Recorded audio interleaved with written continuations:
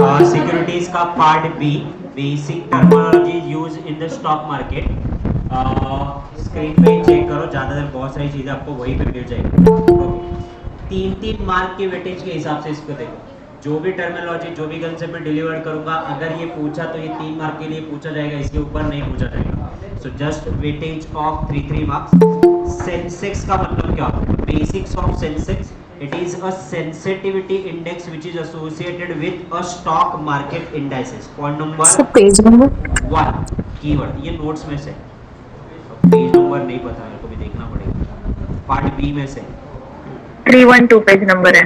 Okay, ध्यान से देखो, इसके कीवर्ड्स याद दिला के जाने वाला हूं, और ये आज ही आपको याद करना है। Sensex refers to the sensitivity index which is associated to the what? Stock market. तो ये क्या है? सेंसिटिविटी इंडेक्स है, और ये सेंसिटिविटी इंडेक्स किसके एसोसिएटेड है? स्टॉक मार्केट से रिलेटेड एसोसिएटेड है। ओके, नहीं लिखा हुआ है। देन उसके अलावा ध्यान से देखो, देखो यहाँ पे पहले समझ लो, फिर उसके बाद Sensex is popularly known as index of Bombay stock exchange, a barometer of Indian capital market, BSE Sensex, then SP and BSE Sensex, SP and BSE Sensex, जहाँ पे 30 कंपनीज का आपका एनालिसिस किया जाता है और उनके लिस्टिंग होते हैं, और इसके हिसाब से मार्केट का मूड डिसाइड होता है। Now, the Sensex is the first completed in 1986, which is calculated as a market capitalization method methodology component of 30 components representing well-established and financially sound companies across the key factor and key sector. SPC Sensex is being calculated free-floated market capitalization methodology. Market capitalization is taken into account. This is done by multiplying all the share issued by company within the price of its stock. Then BSE determine the free float factor that multiplied the market capitalization of the company. It helped to determine the free float market capitalization based on data submitted by the company. Ratio and proportion are used to the base as an index 100 help to determine the Sensex. तो Sensex में पहला word जो आपको याद रखना है, which is nothing but what? It is a sensitivity index, जो कि रिलेटेड किससे करता है? मार्केट से रिलेट करता है। नाउ ये बेसिकली क्या है? इंडिकेटर है किसका? Movement of stock exchange. तो ये इंडिकेटर है, ये आपको सेकेंड पॉइंट लिखना है। It is a indicator of movement of stock exchange. It is an indicator for movement of stock exchange. Then popularly known as index of Bombay Stock Exchange, ये firstly complaint को हुआ था 1986। यहाँ पे top 30 company जो है ना all over India, उनके शेयर के प्राइस बढ़ रहे कि गिर रहे, उसके हिसाब से सेंसेक्स का मोड डिसाइड होता है। अगर पहले 30 कंपनी के शेयर के, ज्यादा कंपनीज के शेयर के प्राइसेस अगर बढ़ रहे तो मार्केट भी बढ़ेगा, अगर ज्यादातर कंपनीज के शेयर के प्राइस गिर रहे तो मार्केट भी गिरेगा। तो सेंसेक्स ये टॉप कंपनी जो है, अब वो टॉप 30 कंपनीज है, इनका कैपिटलाइजेशन भी ज्यादा है, इनके वेटेजेस भी ज्यादा है, तो मेजॉरिटी यही सारा आपका स्टॉक मार्केट कंट्रोल करे, तो इनके मूड के हिसाब से मार्केट का मूड डिसाइड होता है। ये एनालिसिस करते हैं अपन, sensitive analysis, that is called as a Sensex. Okay, then step एक बार वापस देख लो। Market capitalisation taken into the account by multiplying all the share by the company with the price of stock. अपन देखेंगे रिलायंस कंपनी, टाटा कंपनी, उसके अलावा HDFC bank, ICICI bank, Axis bank, इनके कितने शेयर मार्केट में लिस्टेड है, पहली चीज। इसको मल्टीप्लाइड करेंगे with the price of stock, उनका अभी का जो करंट प्राइस है ना, उससे अपन क्या करेंगे? मल्टीप्लाइड करेंगे, तो क्या मिलेगा? Market capitalisation. ये अपन एफएफ में भी कर चुके हैं। मार्केट कैपिटलाइजेशन कैसे निकालते थे? अभी परसों निकाली अपन ने, टॉपिक खत्म किया था ना, value of model and Miller approach, number of share into market price करते थे, तो मार्केट वैल्यू मिलता था। This is what? Market capitalisation. कैसे मिलेगा market capitalisation? Number of listed share multiplied by the market price, market capitalisation. दूसरा, BSE determine the free float factor, the market capitalization of the company help to determine the details submitted by the company। तो free float factor यानी कौन से factor है जो ये आपकी company के शेयर प्राइसेस को अफेक्ट करेंगे, ये अपन देखेंगे। Ratio and proportion use index of 100 का इंडेक्स एंड प्रोपोर्शन यूज करते हैं, और ये भी 100 के परसेंटेज में 90%, 20% के प्रोपोर्शनेट में आंसर दिया जाता है। तो आपको पॉइंट्स कौन से? Sensitive index, indicator, Bombay stock exchange 1986, और ये 3 पॉइंट नोट डाउन कर। Okay, Nifty, Nifty 50 is a index of national stock exchange of India. Sensex किसका है? बॉम्बे स्टॉक एक्सचेंज का। निफ्टी 50 किसका है? निफ्टी यानी एनएससी का है। Now that gives an idea about a market whether the security has gone up or the most of the securities has gone down. तो Nifty 50 में 22 सेक्टर्स कवर है। Indian economy के कितने सेक्टर कवर है? 22 sector. Sector यानी power sector, steel sector, textile sector, banking sector, IT sector, ऐसे 22 sector का 50 company आपने क्या किया हुआ है? शॉर्टलिस्ट किया हुआ है। वो 50 कंपनी डिसाइड करेंगे कि मोस्ट ऑफ द सिक्योरिटीज अगर ऊपर जा रहे हैं तो इसका मतलब मार्केट भी ऊपर जाएगा, most of the securities down जा रहे हैं तो इसका मतलब मार्केट भी नीचे जाएगा। That about a Indian market one portfolio. Nifty 50 index free float market capitalization of wage rate. Index was initially calculated on the market capitalization methodology. 26 June 2009. Computation was charged to be a free float methodology. Based on CNX Nifty index 3rd November 1995, which completion of the operation of nationalized stock exchange, and the value of the index is based on 1000. वहाँ पे value of the index base है 1000, यहाँ पे 1000 पे, वहाँ पे 100 पे। Settlement, यहाँ पे एक निफ्टी का आपका हो गया, एक सेंसेक्स हो गया। ये दो वर्ड आपको कॉमनली मार्केट में सुनने को मिलेंगे, सेंसेक्स एंड निफ्टी। सेंसेक्स और Nifty. Sensex Bombay nationalised stock exchange, वो आपका 100 में डील आउट करता है, ये 1000 में डील आउट करता है। मार्केट कैपिटलाइजेशन दोनों जगह पे सेम तरीके से कैलकुलेट किया जाता है, number of share into the market price. Free float दोनों जगह पे, ये 1986 से, ये 2009 से। ये टॉप 30 कंपनीज की बात करता है, ये टॉप 50 कंपनीज की बात करता है। दोनों ही मार्केट के सेंसिटिव एनालिसिस करते हैं। Most of the share gone up, तो ये क्या करेंगे? मार्केट अप करेंगे, डाउन डाउन। बस इतना 3 मार्क के लिए शॉर्ट नोट काफी है। क्लास में खत्म कर। ओके, चलो। इवन अगर इसके अलावा डायरेक्ट, अगर ये आपको शॉर्ट नोट नहीं पता है, आपके पास मैंने क्वेश्चन आंसर भेजे हुए। ये क्वेश्चन आंसर में रेडीमेड शॉर्ट नोट 3-3 मार्क के है, अच्छे से कर लो। Okay, scanner settlement. Settlement is what? After you bought or sold securities through your broker, the trader has to settle it. It means buyer to receive the share and seller is to receive the money. This process of settlement of the both parties is called settlement in connection with the stock market. बहुत आसान है। अगर मैंने share bye किए हैं तो मुझे share मिलने चाहिए और सामने वाली व्यक्ति को पैसे मिलने चाहिए। अगर सामने वाली व्यक्ति को पैसा मिला, मुझे मेरा शेयर मिला, in that situation transaction is settle. कुछ भी पेंडिंग नहीं है, कोई भी एक्टिविटी परफॉर्म नहीं, कोई भी एक्शन पेंडिंग नहीं है, इट इज कंप्लीटली परफॉर्म। तो ये किसके थ्रू? आपको शेयर बाय करना होता है, सोल्ड करना होता है, आप किसके थ्रू बाय और सेल करते हैं? आपके ब्रोकर के थ्रू। और ट्रेडर उसको क्या करता है? ट्रांजैक्शन को सेटल करता है, बायर को शेयर देता है और सेलर को पैसे देता है। जब ये प्रोसेस सेटल होता है, this is called settlement with the stock market. Now अब ये वर्ड देखो, settlement just is a process where the payment is made by all those who have made purchase and share are delivered who has made the sale. Now sale जिसने किया हुआ है वो share delivered करेगा purchaser को, और जिसने purchase किया है वो पैसे डिलीवर्ड करेगा सेलर को। और ये दोनों ट्रांजैक्शन परचेज एंड सेलर के बीच में हो जाना चाहिए बिटवीन T+3। T+3 का मतलब क्या? ट्रांजैक्शन प्लस 3 दिन के अंदर तुमको शेयर मिलने चाहिए, मुझे पैसा मिलना चाहिए। जिसने परचेज किया उसको शेयर मिलेंगे, जिसने सेल किया उसको पैसे मिलने चाहिए। 3 दिन के अंदर होना चाहिए। अब ये टाइम रिड्यूस होके आ गया है T+2, अब ये रिड्यूस होके और आ गया T+1। ये अमेंडमेंट आप लिख सकते हो कि पहले आपका T+3 था, नाउ T+2 आ गया। अब लेटेस्ट वाले में T+1 अवेलेबल है।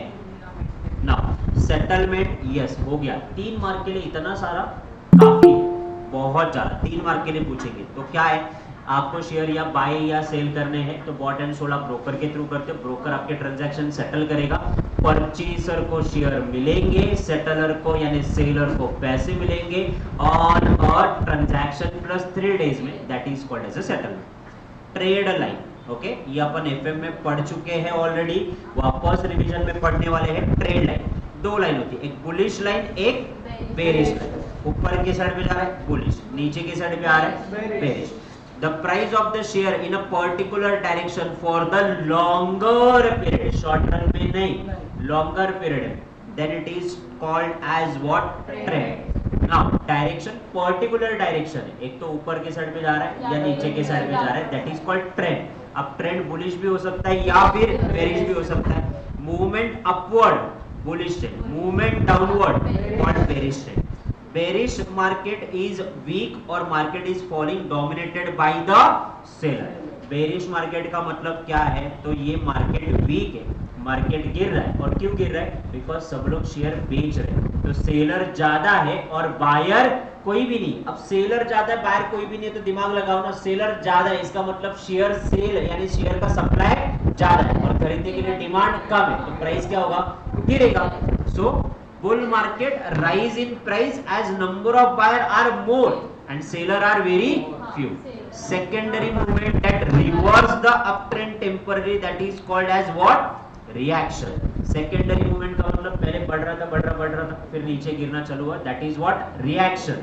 Now reaction, movement of the reverse from top trend temporarily, it is called rally. Uptrend back down to the direction, then it is called trend reversal. ये अपन FM में पढ़ चुके. कहा? ध्यान से देखो. The movement reverse the down trend. Down जा रहा था, नाउ डाउन ट्रेंड रिवर्स हो गया, देन रैली स्टार्ट हुआ. रैली का मतलब we are going up side. Now up trend था, ऊपर जा रहे थे, नाउ डाउनवर्ड जा रहे, देन ट्रेंड रिवर्स. एक बार अच्छे से गो थ्रू करो ट्रेड लाइंस को. ट्रेड लाइन का शॉर्ट नोट आया तो आप लिख सकते हो प्राइस का movement in a particular direction is called trend. Then लिख सकते हैं bearish trend and bullish trend. Upward movement तो बुलिश, डाउनवर्ड तो बेरिश. इसमें भी वापस अपन डाल सकते हैं क्या कि जब number of buyer are more than there is a bullish trend, if number of seller are more than there is a bearish trend.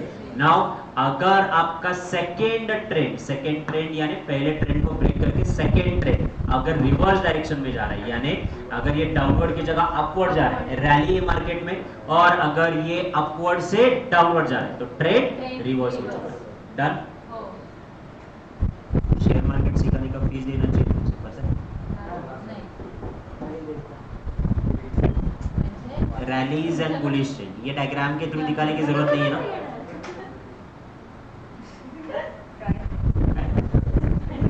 येडपट election याला म्हटलं हा मग असं काही नाही, मॅरेथॉन पेड करून टाकेल. Tile batch, tuition batch, tile batch, shopping batch. तुम्हाला आता काय करायचं? Shopping batch. अच्छा, दुपटे घ्यायचे का नवीन आता? तू किती डिलिव्हरी करतो दिवसभरात? तिची, हिची, माझी, किती लोकांच्या डिलिव्हरी करतो? तुझी ठीक आहे, तुमची delivery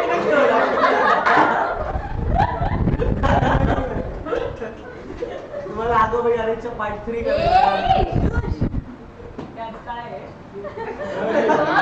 Initial margin and maintenance margin.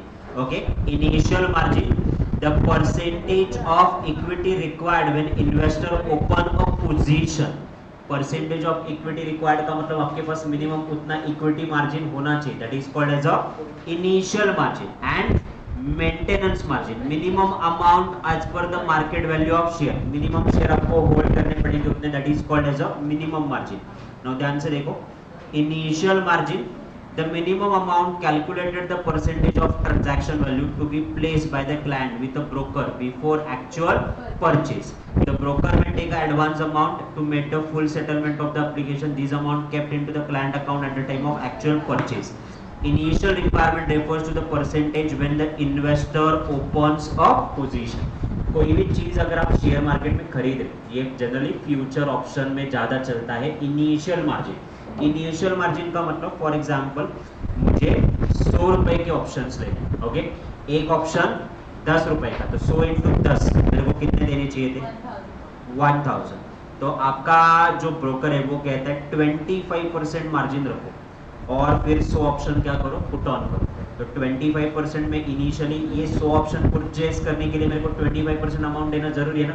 तो अपन जैसे एडवांस में बुकिंग करते हैं ना, वैसे अपन initial margin is what, nothing but advance money has been given before buying a full quantity. बाद में ये पैसा फुल सेटलमेंट में क्या करेंगे, एडजस्ट करेंगे, that is called as a initial margin. Example उन्होंने देखा है, यहाँ पे दिखा है, if the investor has a 5000 and he would like to purchase the equity share of a Reliance company, उसके पास 5000 है, बराबर, इसको रिलायंस कंपनी के शेयर परचेज कर रहे हैं, और आपके ब्रोकर ने बोला इनिशियल मार्जिन कितना है, 50% इज अ इनिशियल मार्जिन। तो 50% अगर इनिशियल मार्जिन है तो 5000 मेरे पास है, बराबर, तो 5000 पे मैं 50% ऑर्डर दे सकता हूँ, ओके। तो 50% इनिशियल ऑर्डर म्हणजे यानी इसका मतलब मैंने 50% अमाउंट दिया है, तो मेरे को टोटल शेयर में कितने खरीद सकता हूँ रिलायंस कंपनी के, 10,000।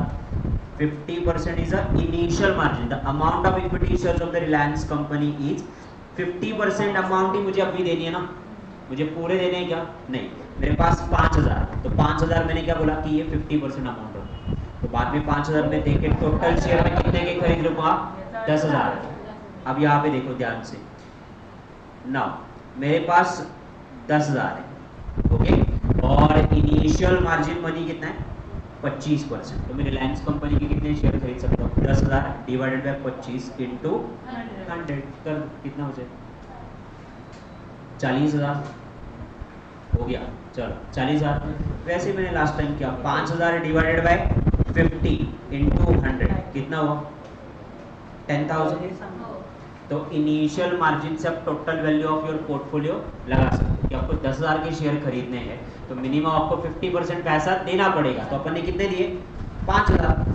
अब आपका इनिशियल मार्जिन अगर 25% है, मेरे को 40,000 रिलायंस कंपनी के शेयर करने हैं, तो 40,000 के 25% मेरे को मिनिमम पैसा कितना देना पड़ेगा, 10,000।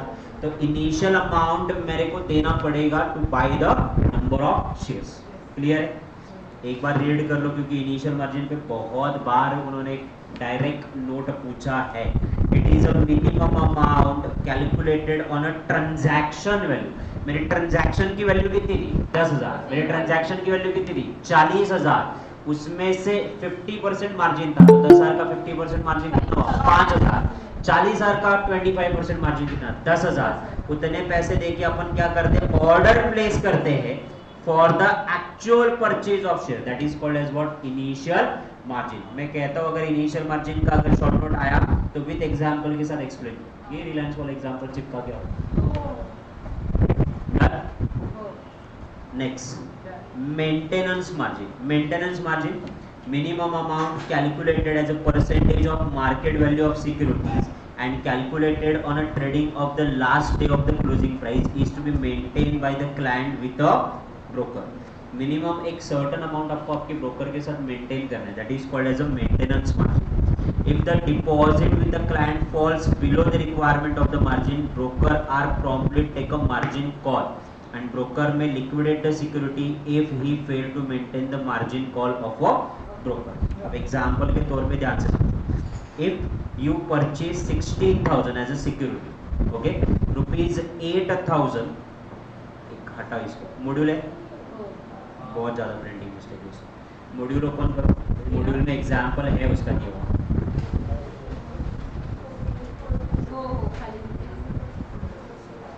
पेज नंबर बताओ जरा, 437।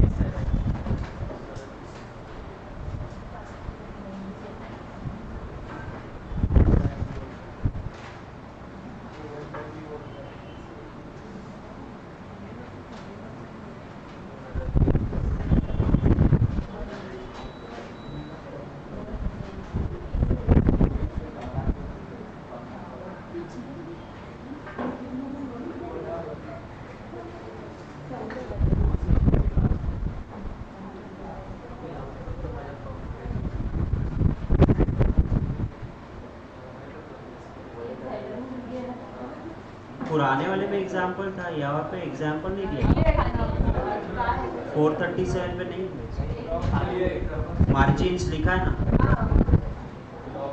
इनिशियल मार्जिन एग्जाम्पल का है, नहीं लिखा हो,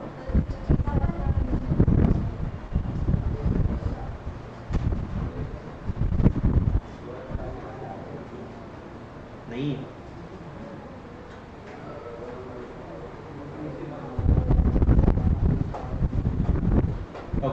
ध्यान से देखो, मेंटेनेंस मार्जिन मेरा 1 करोड़ का पोर्टफोलियो, बराबर। नाउ 8 करोड़ का पोर्टफोलियो है, राइट नाउ मुझे 10 लाख के और शेयर परचेज करने हैं अदानी पावर को, 10 लाख के शेयर परचेज करने हैं, बट मेरे पास पैसे नहीं है अभी, राइट नाउ मेरा पोर्टफोलियो कितने का है, 1 लाख का। तो इन दैट सिचुएशन मेरा जो ब्रोकर है, वो जो मेरा ब्रोकर है वो मेरे को कर्जे करके क्या करता है, पैसे देता है, विच इज जनरली 25 और 50% ऑफ अ पोर्टफोलियो वैल्यू। तो अपन समझ लेते हैं 50% ऑफ अ पोर्टफोलियो, यानी वो 50 लाख तक का मेरा लोन दे ही सकता है। ओके, तो मेरे को वो मार्जिन मनी मेरा मेंटेन हो रहा है कि हाँ मेरे को 10 लाख रुपए की मैंने ऑर्डर प्लेस करी और मैंने बोला कि ये मेरा 10 लाख का शेयर परचेज करो, वो बोला पैसे नहीं तुम्हारे पास, मेरे पास पैसे नहीं है तो शेयर कैसे, मैंने बोला मेरा को जो मेंटेनेंस मार्जिन है वो मेंटेनेंस मार्जिन को होल्ड करो। मेरा मेंटेनेंस मार्जिन कितना है, 50 लाख की जगह मेरे को सिर्फ 10 लाख का तो ऑर्डर देना है, तो काफ़ी ज़्यादा मार्जिन मेंटेन है। तो कल को अगर मैं 10 लाख रुपए आपको नहीं दे पाए तो मेरे पोर्टफोलियो में से आप शेयर बेच दो और बेच के ये 10 लाख रुपए क्या करो, रिकवर करो। तो यहाँ पे मेरा मार्जिन क्या है, मेंटेन है। अब ध्यान से देखो, मेरा पोर्टफोलियो 1 लाख का है, बराबर ना, मुझे अदानी कंपनी के 2 लाख के शेयर परचेज करना, बराबर। अब मैं 2 लाख के शेयर परचेज कर सकता हूँ क्या, नहीं, ये क्या बोलेगा तुम्हारा सिर्फ 50% मार्जिन है, यानी ज़्यादा से ज़्यादा तुम कितना कर सकते, 50,000 कर सकते। तो ये मार्जिन मेरे को क्या करना पड़ेगा, मेंटेन करना पड़ेगा। उसके ऊपर में जा सकता क्या, नहीं जा सकता। तो this is what margin I have to maintain. ना मैं ज़्यादा से ज़्यादा अदानी ग्रुप के कितने शेयर परचेज करूंगा, 50,000। अगर 50,000 मैंने इसको दे दिए तो सवाल खत्म है, और अगर मैंने नहीं दिया तो ये मेरे पोर्टफोलियो में से बेच के उसको क्या करेगा, रिकवर करेगा। तो मॉड्यूल है क्या आपके पास सबके, इंटरडे में 10x लिमिट पूरा recover, bank account are attach बिना परमिशन, वही वो पहले वाले में साइन कर देना। याद देखो, चलो इनिशियल मार्जिन अपन ने देखा हुआ था ना, initial margin is a minimum amount calculated as a percentage of a transaction value placed by the client and the broker of a actual purchase. Broker may advance the balance amount to meet the full settlement. मेरे को transaction करना है, मेरे को Reliance company के 10,000 के share लेने, but मेरे पास 10,000 नहीं है। कितना मार्जिन है बाबा, 50% मार्जिन है, ये ले 5,000 रुपए, बाकी का मैं फाइनल सेटलमेंट पे पैसे देंगे, initial margin. Maintenance margin minimum amount as a calculated as a market value of security. मैंने मेरा पोर्टफोलियो का वैल्यू बताया था 1 करोड़ या 1 लाख, ये मेरे का है सिक्योरिटीज का मार्केट वैल्यू। इन रिस्पेक्ट ये मेरे को हर क्लोजिंग डे पे क्या करना पड़ेगा, मेंटेन करना पड़ेगा। अगर मेरे को कोई ट्रांजैक्शन करना है तो मैं वहां से कर सकता हूँ। Balance deposit margin fall below the maintenance margin, मेरे मेंटेनेंस बैलेंस के बिलो मार्जिन अगर मेरा बैलेंस चला गया, then margin may call and no further exposure is granted on the basis of increasing the market value of securities. Now ध्यान से देखो, broker में liquidate the security if the client made to maintain the call made by the broker. Broker ने जो call लिया था अगर वो फेल हो गया तो ये क्या करेगा, उसके एसेट बेच के वो पैसे रिकवर करेगा, उसकी securities. Fail to deposit a cheque on a following day, the margin may cheque put to the default. Okay, मैंने मार्जिन कितने का पुट किया था, 10 लाख रुपए का। 1 करोड़ का पोर्टफोलियो, 50% मार्जिन 50 लाख का दे सकते हैं। मैं 10 लाख रुपए का अदानी का शेयर लिया, अब मेरे को उसको चेक देना पड़ेगा ना, कैश बैंक देना पड़ेगा। अगर मैं नहीं देता तो वो क्या करेगा, मेरे शेयर बेचेगा और मैं 10 लाख रुपए वसूल करेगा। Clear? Now the broker may liquidate the client to the account falls 30% or less than the market value of the security. The broker may disclose the details about a gross exposure. SBI वगैरह अगर देखोगे तो 25%, ज़्यादातर 30% के नीचे ही margin allowed है, 25% सब जगह पे दिया जाता है। सो मार्जिन वाला अमाउंट क्लियर है। मार्जिन पे शॉर्ट नोट आपको आ सकता है। Book closure and record date. Book closure is a periodic closure of the register of member and transfer books of the company to record the shareholder, determining the debt right of the pertaining to the share. देखो share जो है ना daily trade होते हैं listing वाले stock exchange में, हर second में होते हैं, लाखों करोड़ों शेयर ट्रेड होते हैं। Now for example TCS company ने 25 अप्रैल 2022 को बोल दिया कि हम लोग डिविडेंड दे रहे हैं ऑफ 30 रुपीज पर शेयर। तो अभी भी मार्केट में जब ये अनाउंसमेंट करें तभी भी कुछ लोग शेयर बाय करें, कुछ लोग शेयर करें। तो किसको डिविडेंड मिलेगा, किसको डिविडेंड नहीं मिलेगा? तो टीसीएस कंपनी क्या बोलती है? टीसीएस कंपनी एक डेट देती है, क्या? 30 अप्रैल 2022।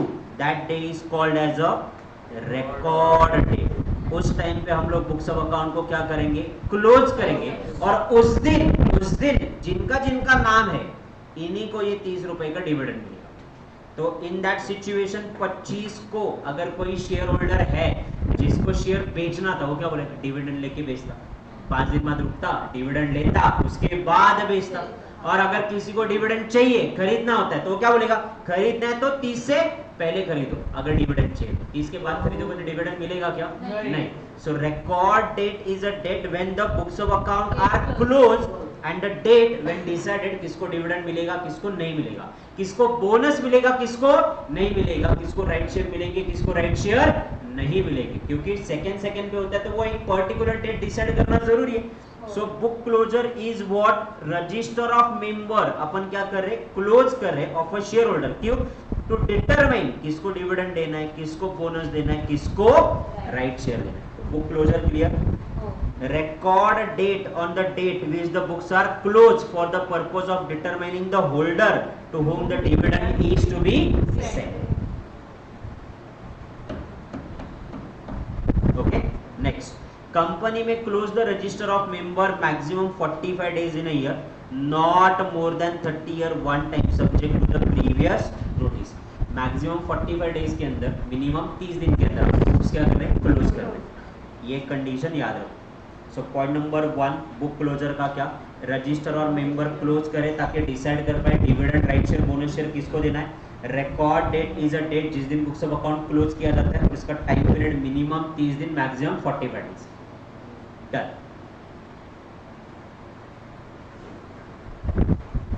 हो गया? ब्लॉक डील पर इसको इंपॉर्टेंट मानो। ब्लॉक डील सर अनाउंसमेंट के बाद 30 दिन का टाइम देंगे क्या? अनाउंसमेंट के बाद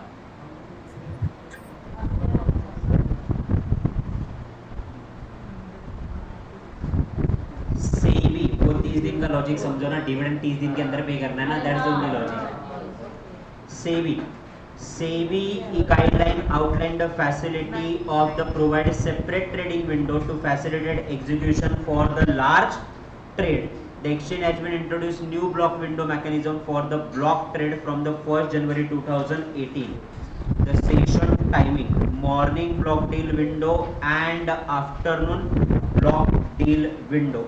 And then the next one. अब ये बहुत ज़्यादा इंपॉर्टेंट है। जो लोग मार्केट के साथ डील करें उनको जल्दी समझ में आ जाएगा, जो नहीं डील आउट करें उनको थोड़ा सा डिफिकल्ट होगा, बट समझ में आ जाएगा। पहली चीज़, ये ब्लॉक डील कंसेप्ट लाया कब से? तो 1 जनवरी 2018 को लाया हुआ है। ये तो पॉइंट डाल ही सकते। नाउ सेशन के टाइमिंग क्या है जरा ध्यान से देखो। Morning block deal window, morning block deal window market आपका जो है स्टार्ट 9 को होता है मार्केट। ओके, 9 को स्टार्ट होने के बाद 9:15 तक ट्रांजैक्शन सेटल किए जाते हैं और 9:15 को उसके बाद ये मार्केट क्या हो जाता है? ओपन होता है for the retail investor and other investor. Market open at 9:15 and close eight 3:30। Okay, now 8:45 से लेके 9, ये 15 मिनट का जो समय है, that is considered as a morning block deal window. और आफ्टरनून में 2:05 से लेके 2:20 तक का एक जो आफ्टरनून सेशन है, that is called as a afternoon block window. No, ये ब्लॉक विंडो है क्या? तो यहाँ पे आपकी विंडो ब्लॉक होती है, आप शेयर ट्रेड ही नहीं कर सकते। आप कितनी भी कोशिश करो, आप शेयर ट्रेड कर ही नहीं सकते हो। इवन आप 9 से 9:15 के बीच में भी ट्रेड नहीं कर सकते। आप ट्रेड करोगे 9:15 के बाद, तो that's why it is called as what? Block window. Now उसके अलावा आफ्टरनून में यहाँ पे ये सेपरेट विंडो मेंटेन होता है, तो यहाँ पे आपको दिक्कत नहीं आती, यहाँ पे आपका बाकी ट्रेडिंग चालू होता है। Block deal minimum order size and block window shall be of 10 crore. किसी व्यक्ति को अगर एक दिन में अभी के अभी राइट नाउ 10 करोड़ या 10 करोड़ के ऊपर के शेयर खरीदने हैं तो वो एक दिन में खरीद सकता है क्या? हाँ खरीद सकता है, बट उसको ब्लॉक डील करना पड़ेगा। ब्लॉक डील का मतलब क्या है? एक तो मॉर्निंग में 8:45 से लेके 9 के बीच में, तब ही आप 10 करोड़ के ऊपर की डील कर सकते हो। 10 करोड़ के अंदर के डील के लिए बाकी लोगों के लिए वो रास्ता क्या है? ब्लॉक है। तुम्हारे लिए स्पेशल परमिशन है, वीआईपी एंट्री। 8:45 सबके लिए मार्केट बंद है, तुम्हारे लिए खुला है, because your value of investment is more. और दूसरा ब्लॉक डील कब कर सकते हैं आप? 2.5 से लेके 2.20 तक। अब यहाँ पे आप एकदम बाई कर सकते हैं या वहां पे आप एकदम सेल कर सकते हैं, और यहाँ से मार्केट पूरा चेंज होता है। यहाँ से सिनारियो, अगर लमसम में किसी ने शेयर बाई किया ये 15 मिनट में, तो आपका जो मार्केट प्राइस 9:15 बजे मार्केट खुलेगा, तो एकदम से मार्केट प्राइस बोल करके आपको अपसाइड दिखेगा या एकदम से डाउनसाइड दिखेगा अगर उसने सेल करे है तो। Now the block deal is for the value at 10 crore or more. The order place are within a 1+% applicable reference price with a window started in the above. सुबह मार्केट खोलते वक्त जो भी आपका शेयर का प्राइस रहेगा उसमें 1% इधर ऐड करेंगे या लेस करेंगे, उसी प्राइस पे आपका 10 करोड़ का डील होगा। Now stock exchange disseminate the block deal on a name of script and the name of the quantity bought generate on the same day and the market out. Now ये जो block deal है generally ये किससे किए जाते हैं? जब बड़े बड़े मर्जर्स होते हैं ना, बड़े बड़े एक्विजिशन होते हैं, तब ये ब्लॉक डील इस्तेमाल किया जाता है मार्केट को सेटल करने के लिए, स्टेबलाइज करने के लिए। बाईबैक वगैरह चल रहा है तो ये बाईबैक वाली प्रोसेस भी होती है, तो ये बाईबैक वाली प्रोसेस भी यही टाइम पे होती है 8:45 से लेके 9 PM में। तो ब्लॉक डील क्या है? तो ब्लॉक डील ये सेपरेट विंडो दिया गया है, वीआईपी एंट्री स्पॉट है। ये जनवरी 2018 से चल रहा है। एक दिन में 2 ब्लॉक डील होते हैं, एक मॉर्निंग और एक आफ्टरनून, दोनों की टाइमिंग बतानी है, उसकी लिमिट बतानी है। लिमिट कितनी आपकी? 10 करोड़ की आपकी लिमिट है। ऑर्डर आप प्लेस कर सकते हो 1% प्राइस बढ़ा के या 1% प्राइस गिरा के प्राइस बता सकते हो। Stock exchange disseminate information of block deal in the name of the scripts. रहेगा यार ब्लॉक डील, इंपॉर्टेंट मार्क करो, बहुत क्वेश्चन आ रहे हैं। 1% किसी को ऑन या ऑफ करो माइक। ओके, कल मेरा मार्केट क्लोज हुआ था, कल मेरा मार्केट क्लोज हुआ था 500 रुपए। ओके, तो 500 रुपए में आप अभी शेयर एक तो बाई करोगे या फिर सेल करोगे, तो इसकी जो प्राइस है, मार्केट तो खुला नहीं ना, तो इसकी प्राइस कल की तो नहीं ले सकते, तो आपको क्या करना पड़ेगा? एक तो 1% ऐड करो 505 या 1% लेस करो 495, इसके बीच में ही आप डील कर सकते हो। सभी जगह से ब्लॉक है, that's why it is called block deal. Market का ज्यादा फायदा भी नहीं उठा सकते, 1/2%। हाँ, बट 1 करोड़ का 1/2% 10 लाख हो गया ना एक दिन में, तो बस उस तक जा रहे, वही उम्मीद है, बस देखते कब जाएगा। मैं सबको व्हाट्सएप पे ग्रुप मैसेज करेंगे, मैं आज ब्लॉक डील कर रहे हैं।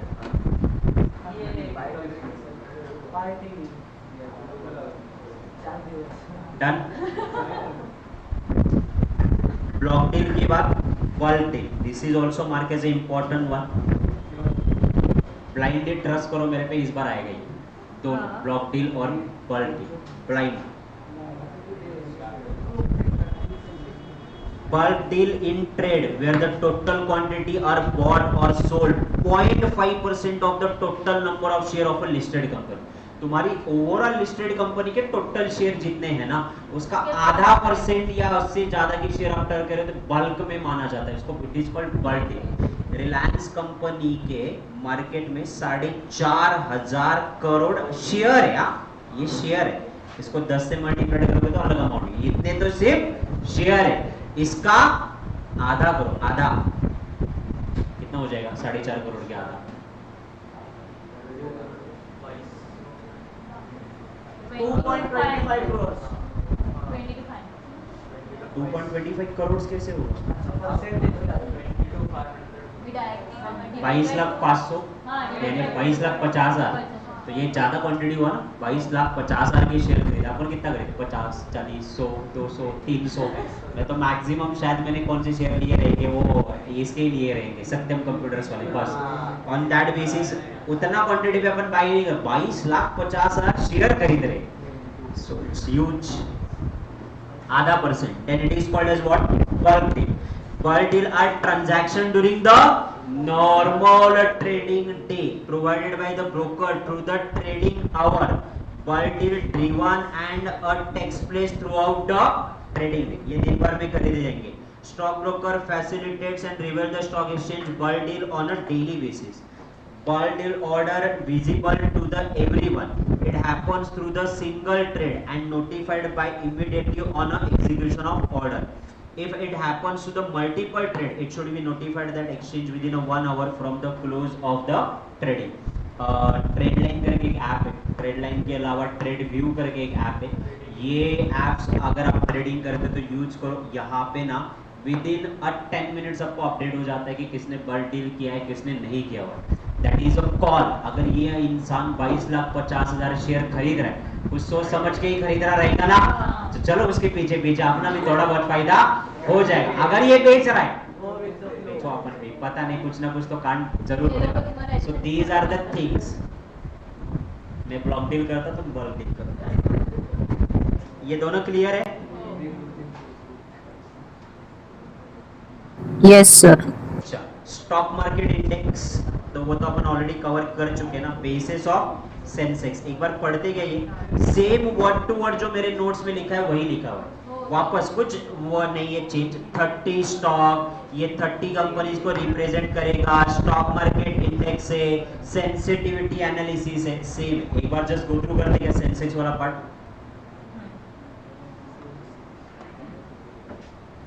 सर बल्क डील में कोई ऑफर देना पड़ता है क्या? नहीं, ट्रेडिंग डे पे जो मार्केट में प्राइस चल रहा है वही उसी तो वो डिस्क्लोज भी नहीं करना चाहिए किसी को? करेंगे, डिस्क्लोज कर दे immediately within 1 hour. It is disclosable.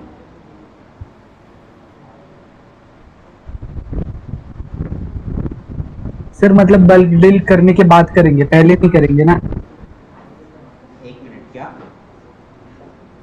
Sir bulk deal करने के बाद करेंगे ना, पहले नहीं करेंगे? क्या करेंगे? समझ में नहीं आ रहा what is the question exactly.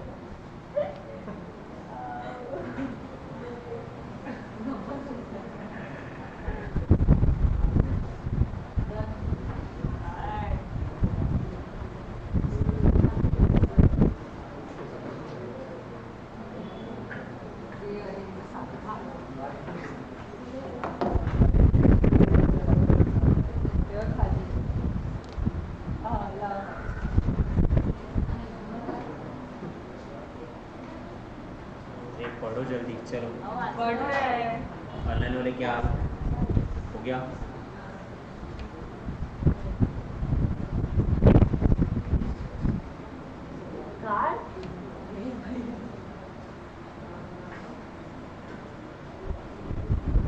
Done sir. Nifty 50, आपको तो सिर्फ निफ्टी 50 पता है ना। निफ्टी 50 है, निफ्टी नेक्स्ट 50 है, निफ्टी 100 है, 200 है, 500 है, निफ्टी मिड कैप 150 है, निफ्टी 50 है, निफ्टी स्मॉल कैप 250 है, निफ्टी स्मॉल कैप 50 है। ये आपके लिए सही है जी। जो आपकी एज लिमिट है ना, उसके हिसाब से अगर ये निफ्टी में है तो निफ्टी का मतलब ये स्मॉल कैप में से टॉप 50 कंपनीज है। और इसमें अगर आप इन्वेस्ट करोगे ना, इनके शेयर के प्राइसेस बहुत सस्ते हैं।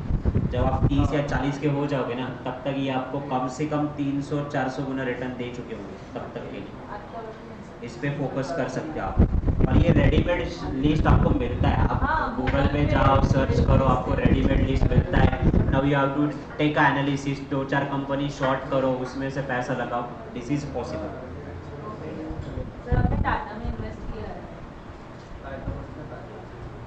टाटा पे कभी भी इन्वेस्ट करो, ब्लाइंडली इन्वेस्ट करो, टेंशन ना लो।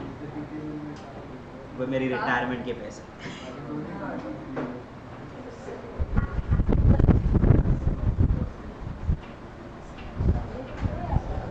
चलो, निफ्टी भी वही दिया हुआ है। It is a market indicator of NSC, collection of 50 stock Nifty 50 managed by the Indian Index Service Product Limited IISL. Now ये फ्री फ्लोट मार्केट कैपिटलाइजेशन है, इसका इंडेक्स वैल्यू कितना है 1000 है, ये अपन ऑलरेडी देख चुके हैं, we will cover that. Then next types of risk, ये एक चीज है कि आपको ये पूछा सकता है. Types of risk mutual fund में हुआ था और इसके बाद यहाँ हुआ है. मार्केट रिस्क को ही बोला जाता है सिस्टमैटिक रिस्क. सिस्टम की वजह से आने वाला risk that is called as a systematic risk. RBI ने रेट ऑफ इंटरेस्ट बढ़ा दी, महंगाई बढ़ी, दैट इज अनसिस्टमैटिक रिस्क. तुम्हारा पर्सनल प्रॉब्लम है, तो दैट इज द थिंग कि कंपनी की फाइनेंशियल कंडीशन वीक है, कंपनी में टेक्नोलॉजी आउटडेटेड है, कंपनी में लिक्विडिटी पोजीशन का प्रॉब्लम है. Then inflation risk, purchasing power जो है आपकी वो कम हो जाती है, then it is called inflation risk. और फिलहाल के लिए इंडियन इकोनॉमी को सबसे बड़ा दर्द जो सता रहा है this is nothing but what inflation. बहुत गंदी तरीके से ये हिट कर रहा है. आप लोगों को पता चल रहा है कि नहीं पता चल रहा है? नहीं.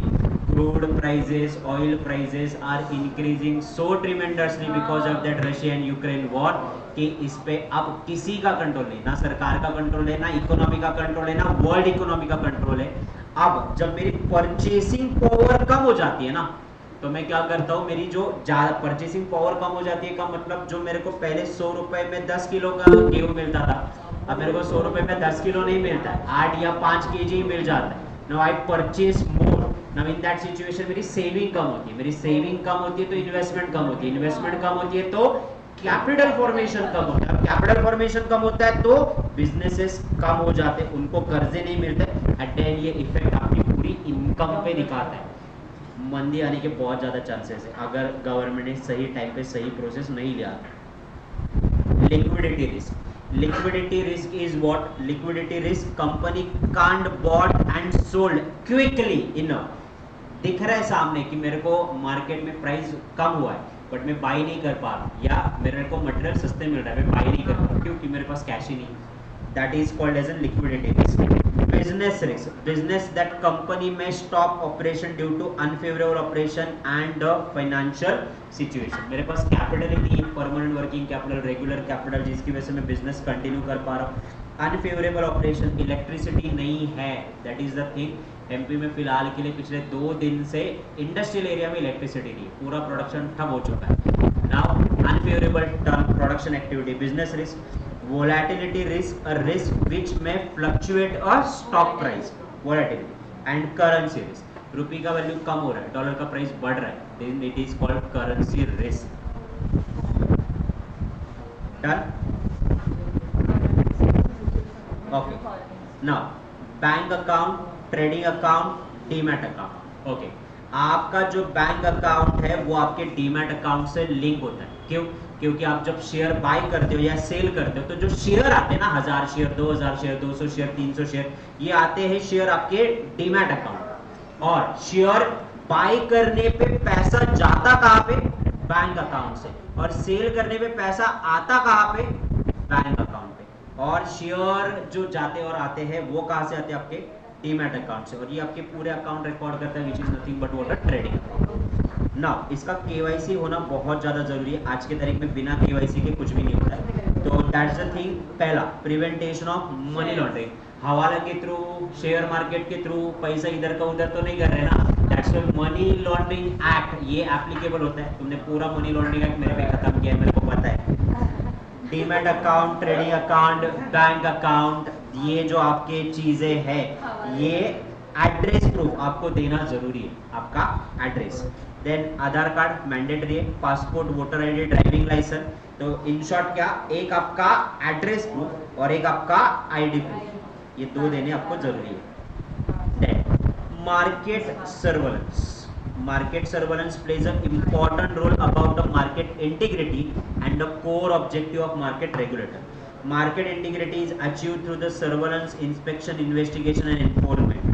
Global market surveillance either concluded and conducted by regulator and exchange of both of India. तो मार्केट सर्विलेंस बहुत सारे ऐसे है कि मार्केट इतना सेंसिटिव है ना कि एक छोटी सी न्यूज भी इतना बुरा मार्केट पे असर डाल सकती है, वी कांट इवन इमेजिन. सो ये मार्केट को सेटल करना, इंस्पेक्ट करना, शांत रखना, मेंटेन रखना, ये it is called as a market surveillance. तो इसमें इंडियन बॉडीज भी रिस्पॉन्सिबल है, ग्लोबल बॉडीज भी रिस्पॉन्सिबल है। तो अलग अलग टेक्निक्स यूज किए जाते हैं वहाँ पे मार्केट को सर्वल करने के लिए। तो will go one by one. Stagnant onboarding norm for the trading member, a stagnant network or the background visibility and check out the boarding of a trading member। Trading members की background checkout की जाती है। दूसरा, index circuit filter. Index circuit filter का मतलब upper circuit, lower circuit. Upper circuit का मतलब share price अगर बढ़ रहा है तो ये जो छोटे स्टॉक है ना, स्मॉल कैप, ये एक दिन में 20% से ज़्यादा नहीं बढ़ सकते, और ये जो बड़े स्टॉक है ना निफ्टी 50 वाले, ये 5% के ऊपर नहीं बढ़ सकते। अपर सर्किट बोला है। अपर सर्किट के बाद स्टॉक पर फ्रीज किया जाता है कि इसके बाद थोड़ा रुको, कंट्रोल करो, सांस लो। मार्केट एकदम ओवर एनालाइज भी नहीं होना चाहिए। मैं आपको बताता हूँ, ग्लेनमार्क तौर की कंपनी है, ग्लेनमार्क फार्मास्यूटिकल कंपनी। ये 30 जून को, यानी कोविड लगने के बाद 30 जून को इन्होंने पहली बार सिर्फ न्यूज दिया था कि हमको वैक्सीन मिल गया है। मैंने खुद वो मार्केट में से अपर सर्किट पे शेयर खरीदे हुए, अपर सर्किट पे।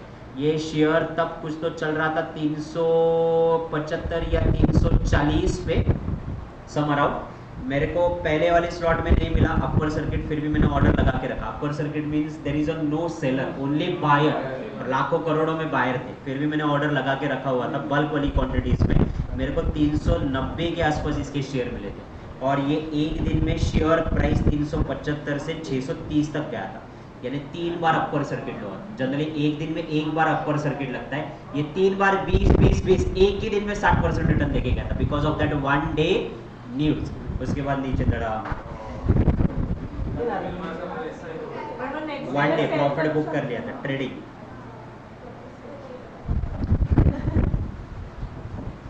सिंपल सी रूल है, सब लोग जब खरीद रहे अपन बेच रहे, सब लोग बेच रहे अपन खरीदो। ट्रेड एग्जीक्यूशन ना, जैसे अपर सर्किट लगता है वैसे लोअर सर्किट भी होते हैं कि इसके बाद लोग सेल करना क्या कर देते, बंद कर देते। इवन शेयर मार्केट में 23 तारीख को जनता कर्फ्यू लगाते, मेरे हिसाब 27 या 28 तारीख को लोअर सर्किट लगा इंडियन स्टॉक मार्केट। 45 मिनट्स के लिए स्टॉक ट्रेडिंग बंद कर दिया था, इतना मार्केट वोलेटाइल हो रहा था। सब लोग जितने शेयर उनके पास है सारे बेच के निकल जा रहे हैं, and market is completely coming down, which is not in a favour. इसमें इन्वेस्टर का लॉस होता है ना, सो टू प्रोटेक्ट द इन्वेस्टर ये मेजर यूज किए जाते हैं। Order valuation limit, order valuation limit maximum कितना ऑर्डर डाल सकते हैं, इसका एक लिमिट डाला जाता है ताकि आप ज्यादा ऑर्डर बेच के या सेल करके या बाय करके मार्केट को फ्लक्चुएट ना करें। Cancel on lockout, cancel on lockout का मतलब आउटस्टैंडिंग ऑर्डर आपके ऑटोमेटिकली कैंसिल करेंगे अगर आप एप्लीकेशन से या आप लॉकआउट कर देते हो आपके जहां से आप बाइंग एंड सेलिंग कर। किल स्विच, किल स्विच का मतलब outstanding order of a trading member cancel if trading member execute the kill switch. आप ट्रेडिंग जो लोग करते हैं ना, इनको ये वर्ड बहुत ज्यादा समझ में आते हैं। ट्रेडिंग का मतलब क्या कि मुझे डे टू डे आज ये शेयर खरीदा, आज ये बेचना है। इन दैट सिचुएशन मुझे लगा था कि ये शेयर का प्राइस ऊपर जाएगा, पर ये शेयर का प्राइस ऊपर नहीं जा रहा है, उल्टी अपोजिट डायरेक्शन में आ रहा है। क्योंकि स्विच का बटन दबा दो, वो सारे ऑर्डर क्या करेगा, कैंसिल कर देगा। तो यानी you can not incur the losses, आपको लॉसेस से वो क्या करेगा, प्रोटेक्ट करेगा। Kill switch.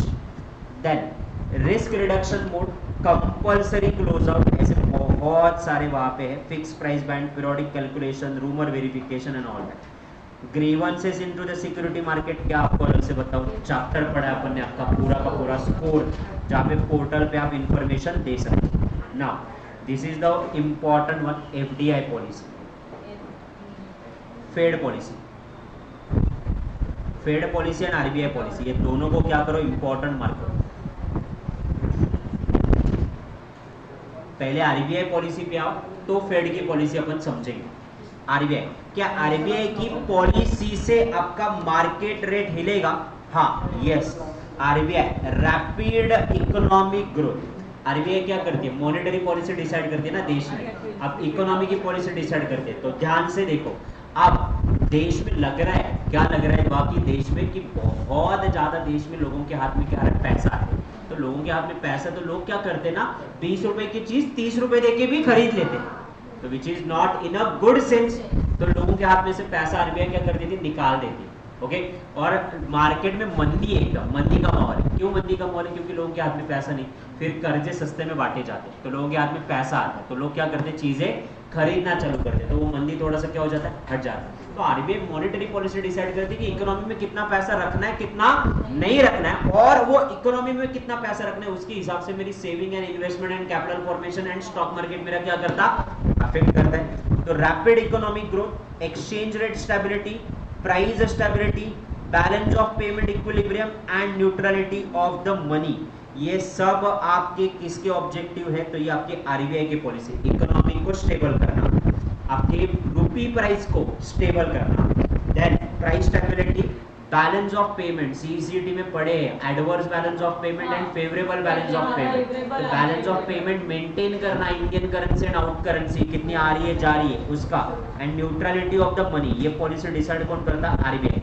अब आरबीआई डिसाइड करता बैंक के रेट, उसमें एक आता है रेपो रेट, रेपो रेट को ही बोला जाता है बैंक रेट। अब जरा ध्यान से दिमाग लगाओ, इसको आपको पूछा जाएगा कि कैसे आरबीआई पॉलिसी आपकी अफेक्ट करेगी मार्केट को, बहुत ध्यान से देखो। बैंक रेट, अब मुझे ये बताओ, बैंक जो है बैंक रेट बढ़ा देती है, इसका मतलब कर्जे ज्यादा हो जाएंगे, यानी कर्जे का रेट ऑफ इंटरेस्ट बढ़ जाएगा। बैंक रेट बढ़ेगा, कर्जे का रेट ऑफ इंटरेस्ट बढ़ जाएगा, लोग कर्जा लेंगे क्या? नहीं लेंगे। कम कर्जा लेंगे लोग, तो कम कर्जा लेंगे, और बैंक रेट अगर कम हो गया तो लोग क्या करेंगे? ज्यादा। तो कर्जा अगर ज्यादा लेंगे, मुझे ये बताओ, तो इन दैट सिचुएशन लोगों के हाथ में पैसा भी ज्यादा आएगा। लोगों के हाथ में पैसा ज्यादा आएगा तो लोग क्या करेंगे? उसको सेव और इन्वेस्ट भी ज्यादा करेंगे। और घुमा फिरा के फाइनेंशियल मार्केट में पैसा आता कहाँ? Economy, capital market, stock market, वहीं पे पैसा आता है घुमा फिरा के। आप एफडी बनाओ, वो बैंक वाले कहाँ डालते? स्टॉक मार्केट में डालते, तो घुमा फिरा के तो इन्वेस्टमेंट बढ़ेगा तो मार्केट भी बढ़ेगा। मार्केट आपका रिएक्शन क्या देगा? अरे कर्जे सस्ते हो रहे, इसका मतलब लोग क्या करेंगे? सेविंग ज्यादा करेंगे। अब मेरे को मोबाइल फोन भी लेना है तो सस्ते में अपन कर्जा लेके लेंगे, वो पैसा अपन क्या करेंगे? इन्वेस्ट करेंगे, जो बचा हुआ पैसा है, तो मार्केट प्राइस बढ़ेगा।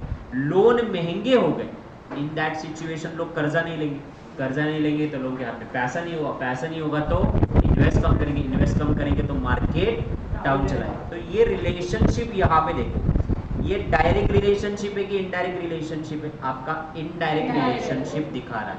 ओके, नाउ यहाँ पे बोला है increasing repo rate, increasing the cost of borrowing, lending discourage the public to borrow the money and encourage them to deposit. Okay, cash reserve ratio, CRR, CRR क्या होता है? Cash reserve ratio. इसका मतलब हर bank, HDFC bank, Axis bank, ICICI bank, इन सबको क्या करना पड़ता है? इन सबको एक कैश में पर्टिकुलर अमाउंट आरबीआई के पास रखनी होती है। अब ये जनरली अमाउंट होता है 10% या 5%। ओके, तो अगर बैंक के पास saving deposit, fix deposit, recurring deposit करके अगर 100 करोड़ रुपए है, ओके, तो आरबीआई क्या बोलती है? लाओ इसमें से 5% पैसा मेरे को दो, सेफ्टी पर्पज के लिए।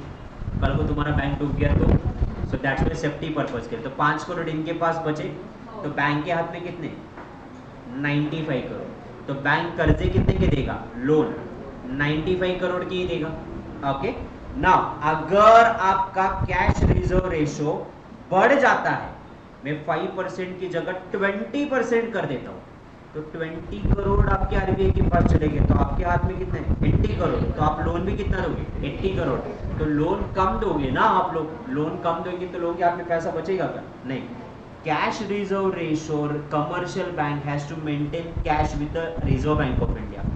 If CRR think there is a large amount of money into the economy, market में बहुत पैसा आ चुका है, तो आरबीआई क्या करेगी? पूरा पैसा एब्जॉर्ब करेगी। क्या बोलेगी? सीआरआर रेशियो 20%, लाओ सब लोग पैसा अंदर करो तिजोरी में, तो पैसा क्या हो जाएगा? एब्जॉर्ब किया जाएगा।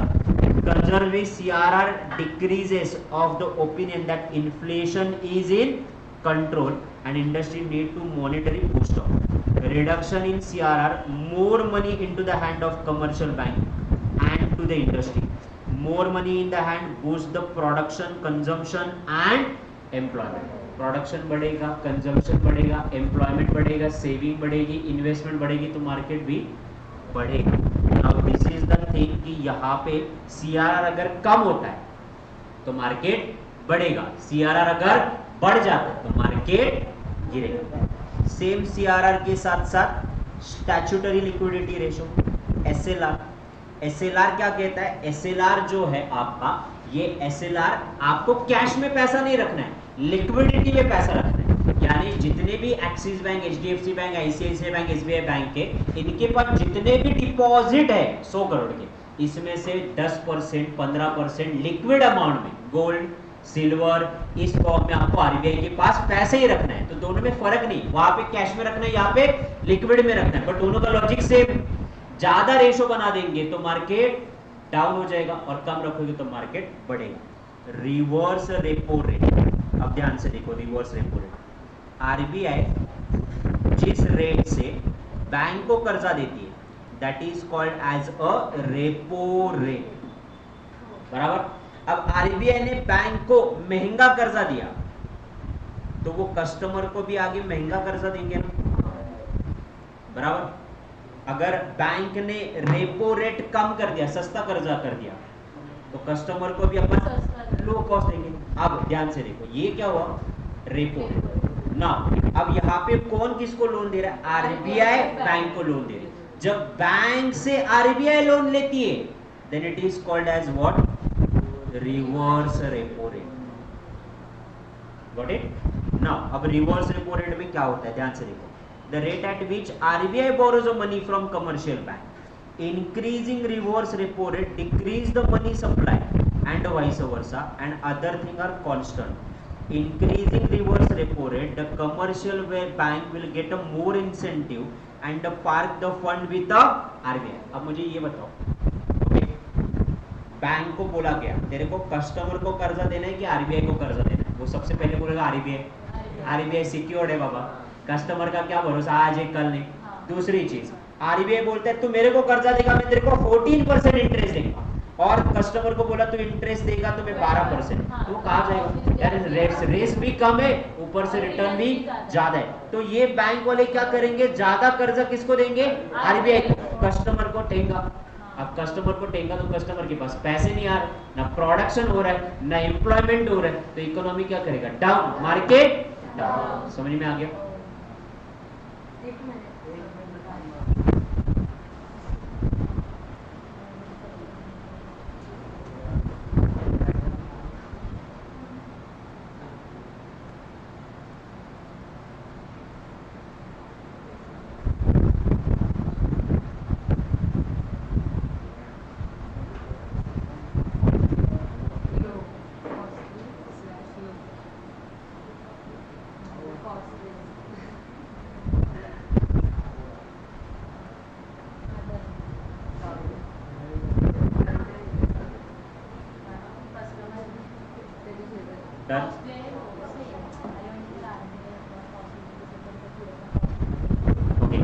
तो RBI के 4 चीजों से RBI मार्केट को कंट्रोल कर सकते हैं, repo rate, reverse repo rate, okay, CRR और SLR। समझ में आ गया? ये इंपैक्ट डाल सकता है अपने मार्केट पे।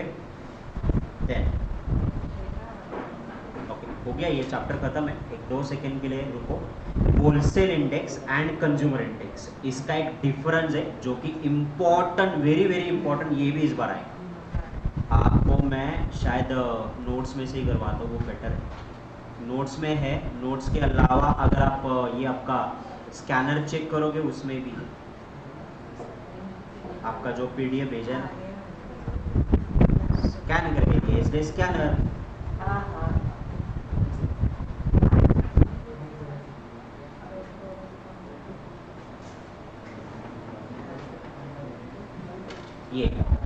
ये सबसे ज्यादा इंपॉर्टेंट है। क्यों? क्योंकि मार्केट में फिलहाल के लिए इसी की चर्चा है, और दैट्स द ओनली रीजन कि इस बार ये पेपर में पूछा जाएगा। सब लोग अगर मार्केट में अभी फिलहाल के लिए किसकी बात करें तो होलसेल प्राइस इंडेक्स की बात करें एंड कंज्यूमर प्राइस इंडेक्स की बात करें। सर ये होलसेल प्राइस इंडेक्स क्या और कंज्यूमर प्राइस इंडेक्स क्या है? Wholesale price index accounts and average change in price of the commodity at a wholesale level. Wholesale level पे भी मार्केट का प्राइस बढ़ चुका है, तो वो कितना बढ़ चुका है, और कंज्यूमर को एक प्राइस अपन चार्ज करते हैं which is called retail price. Now उसमें भी चेंज कितना हो चुका है? Change in price and change in quantity. तो होलसेल क्वांटिटी यानी wholesale price and wholesale quantity में जो चेंज किया है that is called wholesale price index. और कंज्यूमर को जो रिटेल प्राइस पे गुड्स मिल रहे हैं उसकी क्वांटिटी एंड प्राइस में जो चेंज हुआ है which is called as a consumer price index. Retail price index भी बोला जाता है बट रिटेल की जगह कंज्यूमर प्राइस इंडेक्स बोला जाता है। Wholesale price index is computed by the office और इकोनॉमिक एडवाइजर, ये लोग कैलकुलेट करते हैं generally. Ministry of commerce and industry, government of India, ये चेक करते रहते हैं। और कंज्यूमर प्राइस इंडेक्स जो है ये आपके रूरल लेबर हो गए या फिर मिनिस्ट्री ऑफ लेबर एम्प्लॉयमेंट हो गया, ये चेक करते हैं। अब कंज्यूमर की बाइंग पावर बढ़ रही है कि कम हो रही है, ये चेक करने के लिए लेबर एम्प्लॉयमेंट मिनिस्ट्री जो है ना ये कंज्यूमर प्राइस इंडेक्स निकालती है। और सरकार इकोनॉमी पे प्राइस चेंज होने का क्या असर हो रहा है ये कैलकुलेट करने के लिए होलसेल इंडेक्स प्राइस निकालती है। इनमें कितने आइटम है टोटल 676, इसमें 448 रूरल 460 अर्बन आइटम है। It focus on the price of goods traded between business, दो बिजनेस के बीच में कितने में प्राइस पे जा रहा है और यहाँ पे कंज्यूमर को कितने में मिल रहा है। Now it cover all goods including intermediate goods, इसमें कौन सा है फाइनल गुड्स। ओके, यहाँ पे कच्चा माल भी आता है, यहाँ पे सिर्फ फाइनल गुड्स आता है। Now it measure the inflation at a first stage and this is the inflation at a final stage. सबसे पहले सरकार को पता चलता है होलसेल इंडेक्स में कि इन्फ्लेशन हो रहा है कि नहीं हो रहा है, फिर बाद में कंज्यूमर इंडेक्स निकाल के आपके कस्टमर तक ये इन्फ्लेशन का प्रॉब्लम पहुंच रहा है नहीं पहुंच रहा है, इनको भी नुकसान हो रहा है क्या, ये कैलकुलेट करने के लिए हमको consumer price index mark as an very important. और ये करो अच्छे से करो, अभी के अभी करो।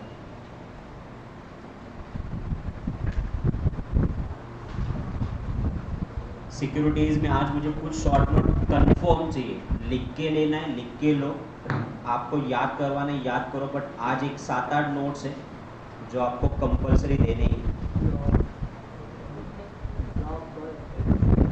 क्या एक्टिवेटर खत्म हो घेतला करने वाला है ना, रिलीज करने वाला आराम करो सबसे कौन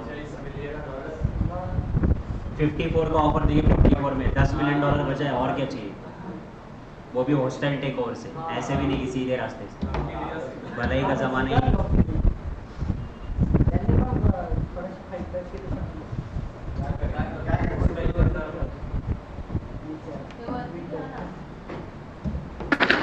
सर इसके बाद शॉर्ट में ग्रीन शो ऑप्शन बताना सर। स्लोली स्लोली 1 by 1 जाएंगे, उसके बाद जरा सब कुछ तो टेंशन ना।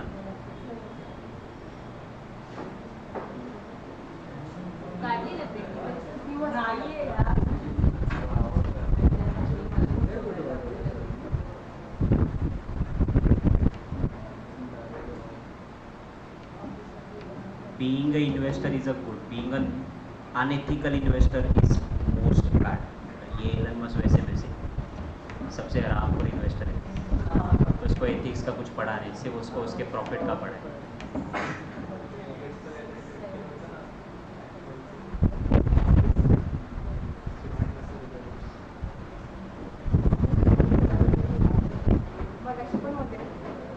अरे तुम्ही असं गेलं तुझ्याशी बोलताना म्हणजे काय स्नॅप काढायचं, क्लासमध्ये स्नॅप काढून दिला वाच कोणाचं स्नॅप काढ तुमचा लिंबू सगळ्यांना स्नॅप काढायचं, लिंबू महाग झाले, लिंबू महाग झाले, चमकताय तुम्ही असं पहिलीला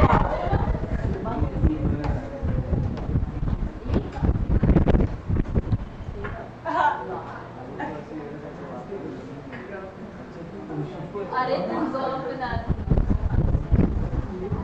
बाजू में बैठा उसका स्नैप निकाल, मेरा स्नैप निकाल के क्या ही होगा।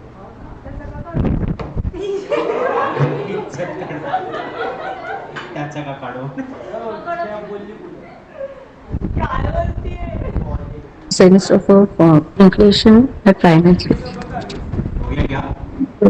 Inflation at the first stage. अगर आपके पास Yes, sir. टाइम नहीं है तो ये रेडीमेड आपके पास है, देखो सेंसेक्स की शॉर्ट नोट इन्होंने 3 मार्क के लिए बना के रखी हुई है। सेंसेक्स के अलावा बर्टिंग, ये देखो बर्टिंग, ये जो मैंने क्वेश्चन आंसर्स आपको भेजे ना उसमें बर्टिंग 3 मार्क का, आपको कंफ्यूजन नहीं होगा कितना लिखना है कितना नहीं, where to start where to stop. Readymade है, रिकॉल करो अच्छे से, इसके बाहर नहीं है। ब्लॉक डील हो गया, या उन्होंने ब्लॉक डील का शॉर्ट नोट कितना है, ऊपर अपन चेक करके थोड़ा सा होलसेल इंडेक्स प्राइस हो गया। नाउ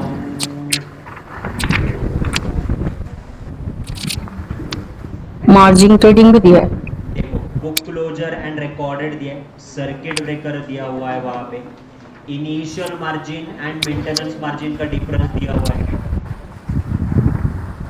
सो काफी रेडीमेड चीजें यहाँ पे है। सर्वलेंस ऑफ बीएससी दिया हुआ है, बुक क्लोजर रिकॉर्डेड वो नीचे वहां पे कवर किया था, that is the thing. Rolling margin trading दिया हुआ है, primary market secondary market. Question answers में से बहुत सारी चीज़ें रिपीटेड है। अगर आपको पॉसिबल है, आपके पास टाइम है, तो क्वेश्चन आंसर्स पार्ट बी के सारे डिटेल में गो थ्रू करना चालू करो।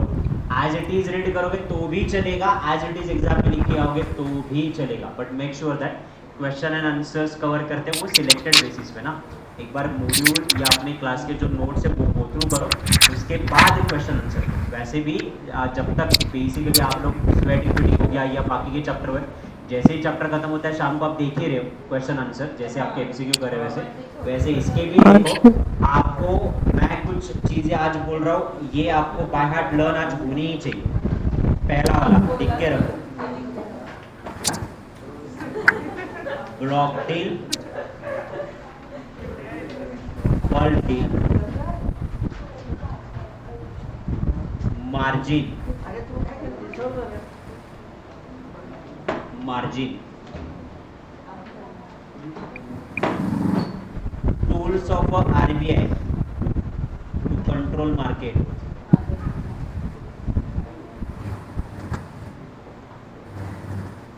tools of RBI to control the market, any 5 technique of market surveillance, any 5 technique of market surveillance, यानी कौन सा, क्वेरी स्विच, अपर मार्जिन, क्लोजर मार्जिन, वो वाला। कोई भी 5, बहुत सारे टेक्निक्स है ना, कोई भी 5 पूछे जा सकते हैं वहाँ।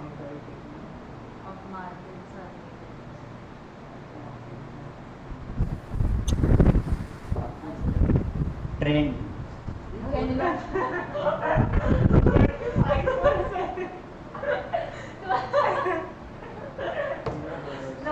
ऐसे काय कर नाही, मला लहानपणी नंबर नाही शिकलो।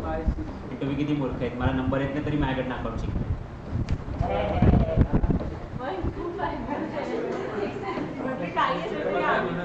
अरे हे सब पकडले नाही तुम्ही। Sir, Fed policy is remaining, sir. कौन सा फेड पॉलिसी? Fed policy. इसके बाद ट्रेंड हो गया तुम्हारा।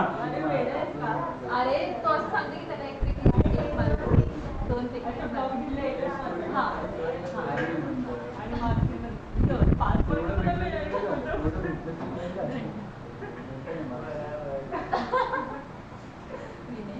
ये 7 चीजें आपको आज करनी ही करनी।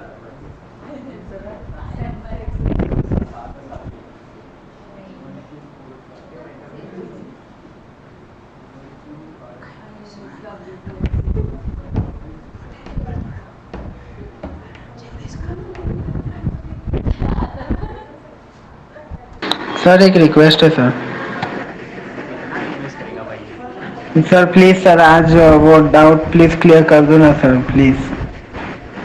करवा दो।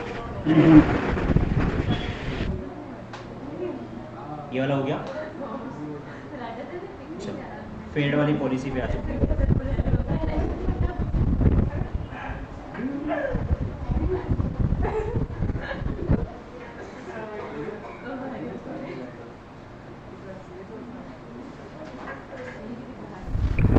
सर किधर, नोट्स में से या मॉड्यूल में से सर? कहीं से भी करो, क्वेश्चन आंसर में वो उसकी शॉर्ट नोट आपके पास रेडी होनी चाहिए। आप क्वेश्चन आंसर में से करो, मॉड्यूल में से करो, नोट्स में से करो, कहीं से भी एक जगह पे ये सातों का आपका नोट्स आज रेडी हो जाना चाहिए। Okay, Fed policy, what is Fed policy basically? जैसे आपने इंडियन बैंक जितनी भी है उसका main bank, central bank is RBI. वैसे आपकी यूएस इकोनॉमी जो है वो यूएस इकोनॉमी का जो मेन बैंक है which is called federal bank. तो ये फेडरल बैंक ये इसके इम्पैक्ट अपनी कंपनी पे या अपने शेयर मार्केट पे क्यों हो रहे? रीजन नंबर 1, अपनी इकोनॉमी 5वें पायदान पे और यूएस इकोनॉमी पहले पायदान पे। इनका 20,000 मिलियन करोड़ का इकोनॉमी, अपना 2.25 मिलियन करोड़ का इकोनॉमी, समझे? तो ये अपने बाप के भी बाप। तो इनमें अगर कोई पॉलिसी चेंज होती है तो इनकी इकोनॉमी के बाप कौन है? जो बेसिकली पॉलिसी डिसाइड करते हैं यूएस इकोनॉमी के ना, इनके पॉलिसी चेंज हो गए तो इनका इकोनॉमी चेंज होगा। उसके बाद नीचों के क्या होगा? ये तो फिर ऐसे ही ना, इनके भी तो पॉलिसी चेंज होंगे कि नहीं होंगे? हाँ, डेफिनेटली होंगे। So that's the only reason. Federal Reserve System is a central bank of United States and it performs generally 5 functions. अब मुझे बताओ, आरबीआई जैसे रेपो रेट डिसाइड करती है, रिवर्स रेपो रेट डिसाइड करती है, एसएलआर सीआरआर डिसाइड करती है, वैसे ये भी तो अपनी इकोनॉमी के डिसाइड करेंगे कि नहीं करेंगे? करेंगे। तो इसका इम्पैक्ट मेरी इंडियन इकोनॉमी पे होगा। हाँ, इंडियन इकोनॉमी का मार्केट में कुछ लोग बोलते हैं हम लोग फुल टाइम स्टॉक ट्रेडिंग करेंगे। फुल टाइम स्टॉक ट्रेडिंग करना इज नॉट अ जोक। तुम्हारी इंडियन के हाथ में तुम्हारा स्टॉक मार्केट नहीं है। तुम्हारा यूएस मार्केट टपली मार के फिर तुम्हारा मार्केट गिरा के चला जाता, फिर फॉरेन इन्वेस्टर आके टपली मार के मार्केट गिरा जाते, फिर जापान वाला यूक्रेन आता टपली मार के निकल जाता। वो ना हुए तो झुनझुन वाला बैठा है, वो ना बजाए कोई और बजा के चला जाता है। तुम फुल टाइम ट्रेडिंग नहीं कर सकते। इन्वेस्टमेंट अच्छा ऑप्शन है, पैसिव इनकम के लिए अच्छा ऑप्शन है, एक्टिव इनकम के लिए नहीं, क्योंकि तुम्हारा मार्केट तुम्हारे कंट्रोल में नहीं है। तो इतने से लोग 22,50,000 शेयर खरीदे, तुम 100 पहचान। फुल टाइम ट्रेडिंग क्या करे? लोगों को 100-200 का अगर प्रॉफिट हुआ, मैं छोड़ रहा, मैं सीएस कर रहा, अभी मैं सिर्फ ट्रेडिंग। अबे औकात पे हो अपन कितनों से। Federal Reserve Bank of India promote effective US economy and more generally into the public interest. ना इनके 5 फंक्शन कौन से वो थोड़ा ध्यान से देखो। पहला, conduct a nation of a monetary policy to promote a maximum employment, stable price and moderate long-term interest rate into the US economy. Now ये डिसाइड क्या करता है? ये आरबीआई अपनी पॉलिसी स्टेबल कर रहा है ना, देखा ना अपन ने, रुपीस को स्टेबल कर रहा है मॉनेटरी, तो ये उनके एम्प्लॉयमेंट को देख रहे हैं, ये उनकी पॉलिसीज को स्टेबलाइज करे, वो भी कैसे? लॉन्ग टर्म में for the US economy. Purport stability of the financial instrument, minimise and contain the systematic risk through the engagement of US and abroad. इनके यहाँ पे तो सिस्टम रिस्क है, यहाँ पे भी इन्फ्लेशन होता है। यूएस इकोनॉमी में अगर इन्फ्लेशन है तो पूरी वर्ल्ड में इन्फ्लेशन है, यूएस इकोनॉमी में मंदी है तो पूरी वर्ल्ड में मंदी है। एक ही बार इंडियन इकोनॉमी सर्वाइव हुई 2008 में, जब पूरे वर्ल्ड में मंदी था, और 2008 में अपने पास मंदी नहीं था। यहाँ पे हुआ था बैंकिंग फ्रॉड। 2 भाई थे, इन लोगों ने बड़ा सा इकोनॉमी से कर्जा लिया हुआ था, और इनकी जितनी इकोनॉमी है ना उसके 40% कर्जा इनके पास ही था। ओके, और ये जो 40% कर्जा था, ये कर्जा किसी फिजिकल एसेट में इन्वेस्टमेंट नहीं था, यानी इन्होंने कर्जा तो लिया, अब कर्जे लेने के बाद आदमी क्या करता है? इन्वेस्टमेंट करता है। इनका सारा इन्वेस्टमेंट कहाँ पे था? तो इनटेंजिबल एसेट में था, टेंजिबल एसेट में था ही नहीं। अब इनटेंजिबल एसेट में था, जिसकी वजह से ये रिकवर्ड करना क्या हो गया? मुश्किल हो गया। इनके बैंक परेशानी में आ गए और इनके बैंक की वजह से पूरा दुनिया परेशानी में आ गई। But Indian economy able to survive, हमको कुछ फर्क ही नहीं करा। हमके पास मंदी कब आया कब गया समझ में। मार्केट अफेक्ट हुआ 2008 से लेके 2014 तक, इंडियन मार्केट अफेक्ट हुआ, बट इंडियन इकोनॉमी अफेक्ट नहीं। मार्केट अगर आप चेक करोगे 2008 में करंट आता ना, उसमें एकदम से डाउन है 2008 में, बट इकोनॉमी पे कोई असर नहीं करा, सब खा पी के ऐश कर रहे हैं। Then promote a safety and soundness of the institution and monitor the impact on the financial system as a whole. Foster the payment and settlement of the banking industry of the government US dollar transaction and promote the consumer protection and development through the supervisor and administrative laws and regulations. तो fade के policy के impact आपके market में गिरेंगे, yes, वो उनके price decide करेंगे, उनकी पॉलिसी डिसाइड करेंगे, दैट गोइंग टू अफेक्ट, वो उनकी इकोनॉमी को स्टेबलाइज करेंगे, उनकी सिस्टम के रिस्क को कम करेंगे, उसके इम्पैक्ट यहाँ पे दिखेंगे, yes. Then safety and soundness of the financial institution, monitor the system, settlement of the safety investment and protection of their economy as well as other economy, federal policy. Now US का जो rate change होता है, US dollar का rate change होता है, क्या इससे भी इम्पैक्ट गिरता है क्या स्टॉक मार्केट में? यस, यूएस डॉलर कहाँ से इम्पैक्ट गिरता है भाई? कहाँ से पढ़ाई करोगे, कितना स्टडी करोगे मार्केट में? Impossible to do. तो यूएस डॉलर का रेट, आप मुझे बताओ, यूएस डॉलर का रेट जो है अगर वो बढ़ गया तो तुम्हारे इंडियन मार्केट क्या होगा? डाउन होगा। एज जिन लोगों ने इंपोर्ट किया हुआ है, बराबर, उनको ज्यादा पैसे देने पड़ेंगे, तो देश के बाहर पैसा ज्यादा जाएगा। That's the thing. अगर यूएस डॉलर कम होता है तो इंडियन मार्केट इज बढ़ जाएगा। 1947 में एक रुपया था और एक डॉलर एक था। उसके बाद 2022 अपने कितने हो गए? 76। हम लोग ये देख के क्या बोलते हैं, अपना बड़ा तो तुम्हारा डॉलर उनका डॉलर ही रहा, तुम्हारा 76 रुपीज का एक डॉलर बन गया उनका, तुम्हारी इकोनॉमी डाउनग्रेड हुई, उनकी अपग्रेड हुई। रुको, हर एक का दिन आएगा, अपना भी आएगा। डन। तो ये मार्केट सर्वेलेंस वाला टॉपिक आपका क्लियर है?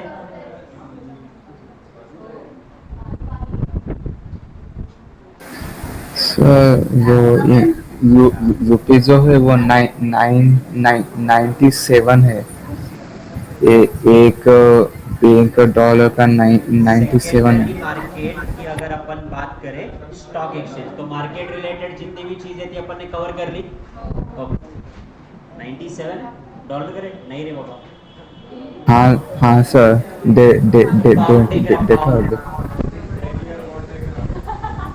पाउंड एक रात। सबसे महंगी करेंसी कौन सी है दुनिया में, पता है क्या?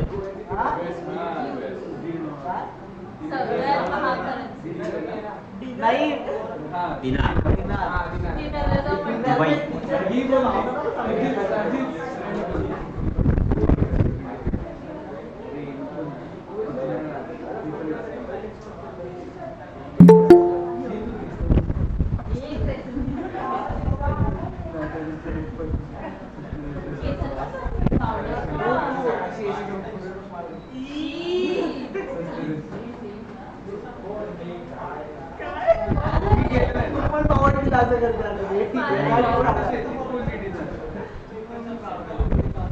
चलो, आज पार्ट भी आपका खत्म हो रहा है आगे।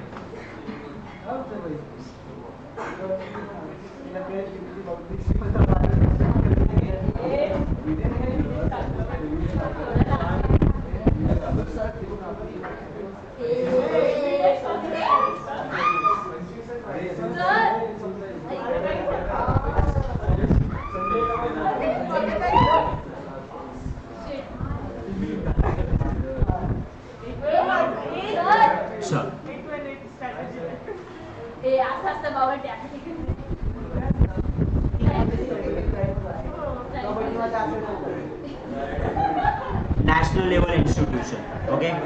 इसमें ना सब पेज नंबर वाली चीज कुछ भी नहीं है, आपको पढ़ना पड़ेगा, इसके शॉर्ट नोट आपको बनाने पड़ेंगे।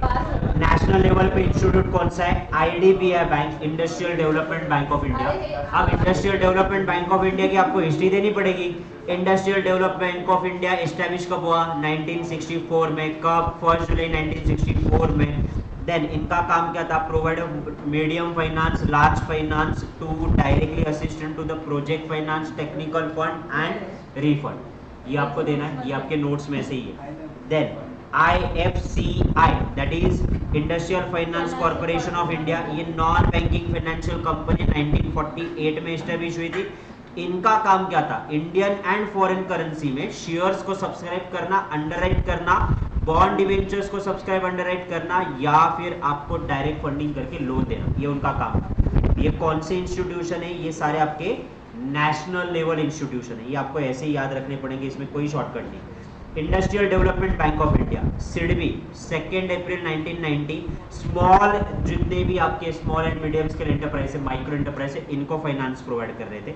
And last industrial investment bank of India IIBI 1985 में एस्टैब्लिश हुआ था, और जितनी भी सिक कंपनीज है यानी लॉस मेकिंग कंपनीज है इनको ये हेल्पिंग हैंड देता है। Then specialized financial institution, specialized financial institution में दो है आपका, IFCI venture and ICICI venture. Now IFCI venture, IFCI industrial financial corporation of India, इसने एक वेंचर किया हुआ है, जितनी भी IT कंपनीज है, टेक्नोलॉजी कंपनीज है, उनको ये फाइनेंसेस प्रोवाइड करती है। ये एस्टैब्लिश कब हुआ था? 1975, और ये फाइनेंसिंग किसको करता है? सिर्फ और सिर्फ IT बिजनेसेस को करता है। ICICI वेंचर फंड ये भी आपकी IT and technology related sector को फंडिंग करता है। ICICI बैंक और बाकी के इन्वेस्टर इन्होंने एक वेंचर बनाया, that is called ICICI venture capital. Now tourism corporation of India, आपको होटल बनाना है, अम्यूजमेंट पार्क बनाना है, इन दैट सिचुएशन आपको आपके एरिया का टूरिज्म बढ़ाना है, तो उसके लिए कर्जा कौन देगी? तो टूरिज्म फाइनेंस कॉर्पोरेशन देती है। नाउ ये टूरिज्म को बढ़ावा देने के लिए एक इंस्टीट्यूशन है। देन इन्वेस्टमेंट इंस्टीट्यूशन, इसमें आपका आता है LIC, UTI and general insurance, तीनों गवर्नमेंट कंपनीज है। नाउ ये तीनों के तीनों गवर्नमेंट कंपनीज है, और ये तीनों के अलावा LIC, UTI और जनरल इंश्योरेंस ये आपकी लाइफ या जनरल इंश्योरेंस की गारंटी देती है, आपसे पैसा लेते हैं और शेयर मार्केट में ये क्या करते हैं? इन्वेस्ट करते हैं। Then qualified institutional buyer, qualified institutional buyer की अगर मैं बात करूं तो qualified institutional buyer are those who are expertise and financial power to evaluate and invest into the capital market subject to the regulation. ये market के कौन है? तो ये मार्केट के सारे किंग है। कौन कौन आता है ये लिस्ट याद रखो पूरा। म्यूचुअल फंड ये क्वालिफाइड इंस्टीट्यूशनल बायर में आता है। फॉरेन इंस्टीट्यूशनल इन्वेस्टर ये आता है। देन उसके अलावा पब्लिक फाइनेंशियल इंस्टीट्यूशन, देन उसके अलावा schedule commercial bank, insurance company, provident fund company with a corpus of 25 crore, pension fund, national investment insurance fund and systematically important non banking financial company. अब इनके पास ही सबसे ज्यादा पब्लिक का पैसा है ना, तो ये आपकी कंपनी के शेयर बाय करते हैं। इनको कितना 50 to 75% कोटा इनके लिए रखा होता है। तुम जितने शेयर IPO FPO में ला रहे हो उसमें से 50% minimum, maximum 75% mutual fund company लेती है, या फिर इंश्योरेंस कंपनी लेंगी, या फिर non banking banking financial companies लेंगी, या पेंशन फंड कंपनीज लेंगी। That is qualified institutional buyer.